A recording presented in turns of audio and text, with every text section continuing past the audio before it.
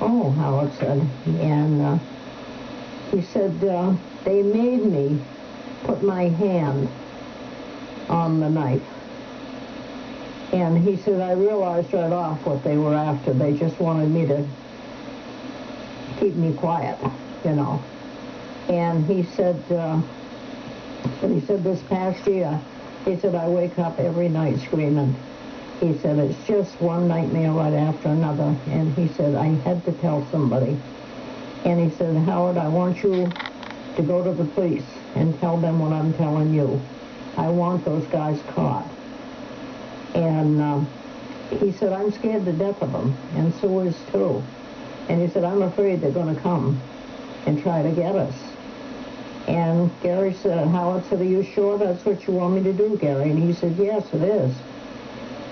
So when we got home, we called one of the state police in the area that we knew, Bill McGee of the New Hampshire State Police, and told him that we had to talk to him. So he set up a time, and when he came, he had a state trooper from Vermont with him, too. And Howard told him everything that Gary had told him. And if the whole interview was not professional at all. And when they left, we felt that it hadn't done a bit of good. We knew that they weren't interested. They showed that they weren't interested. And they were arrogant. They were not professional. And Howard said at the time, so last time I ever go to the police with anything. He said, I never was treated so rotten. And how many years was Howard the sheriff? Howard was in police work for over 20 years, and he was a sergeant at Plymouth PD, and then the last 7 years he was with the Grafton County Sheriff's Department.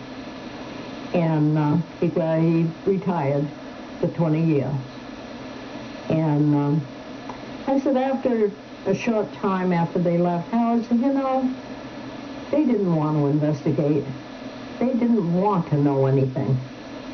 He said, I really think that they thought I was digging something up, and it's going to make them look bad because they'd never done anything. And I don't know but what he was right. You know, I came to believe the same thing. There were two troopers never got back to us in any way, shape, nor form, and we don't know whether they ever did any paperwork or anything. So that's about the extent of that. Did you get the impression from your husband that these men had gone out and committed murders on more than one occasion? Yes, we did. And he said... Who said? Who said? Your husband? Gary. Oh, Gary. And Gary had told Howard that the one that they called Nicholaou had killed a woman in Florida on the Tamiami Trail.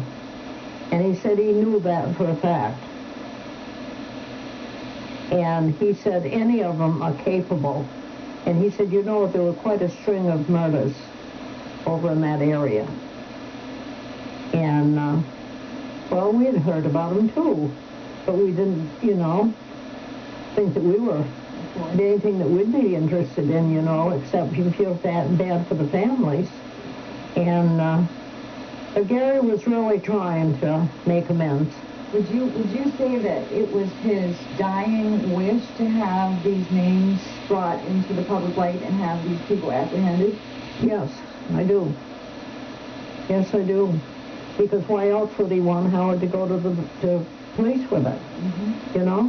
And he passed away in March of 1998, and still his wish has not been completed at this time. Howard didn't go to the local PD in Plymouth. He didn't go to the sheriff's department with this. He went to the state police. Because he had worked in the other two places, you know, and he thought that he'd keep it independent. Right. Yeah. And in this area, you know, it's small, and most anything like that goes to the state police. And So Howard tells that at least he'd done what Gary asked him to do, and he did ask him, there's no doubt about that.